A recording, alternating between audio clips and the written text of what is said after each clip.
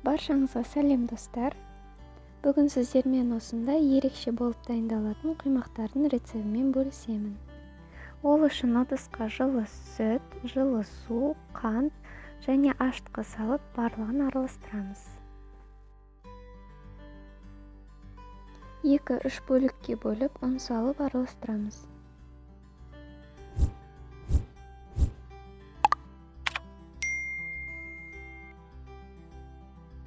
Одан соң ыдыстың бетін жауып, кемінде 20 минутқа қойып қоямыз. Енді құймағымыздың ортасына салатын салмасын дайындаймыз. Мен ірімшік және йогурт қолдандым. Дәміне қарай қант қосуға болады. Қалауыңызға қарай тосаппен немесе ерітілген шоколадпен алмастырсаңыз болады.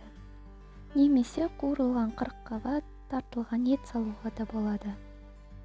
Менің қамырым шамамен 1 сағаттай тұрды. Енді оған сұйық май және қопсытқыш қосып араластырамыз.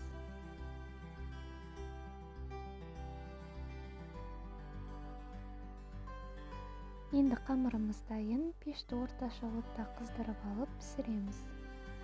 1 немесе 2 ас қасық салып, домалақ етіп тегістеп жағып шығамыз.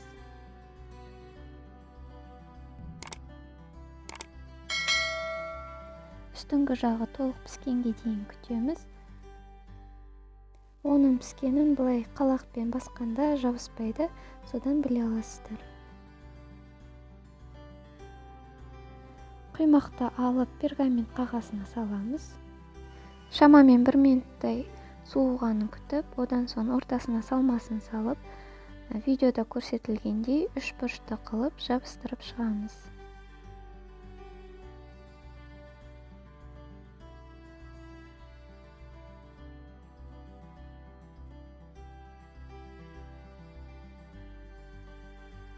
Осылай ыстық күйінде бір-біріне жақсы жабысады. Міне осындай әдемі құймағымыз дайын болды. 2 ас қасық қамырдан осындай үлкен құймақ шығады, 1 қасықтан осындай кішкентай құймақ шығады. Барлығын осылай пісіріп шығамыз. Барлық қамырды 1 ас қасықпен осылай пісіретін болсаңыздар, шамамен 20-25 дана құймақ шығады. Құймақтарды осылай дайындап көруге кеңес беремін. Үстелде өте әдемі болып көрінеді және дәмі де керемет. Видеоны соңына дейін қарағандарыңызға рахмет. Ұнаған болса лайк басып, пікір жазуды ұмытпаңыздар. Келесі видеода кездескенше сау болыңыздар.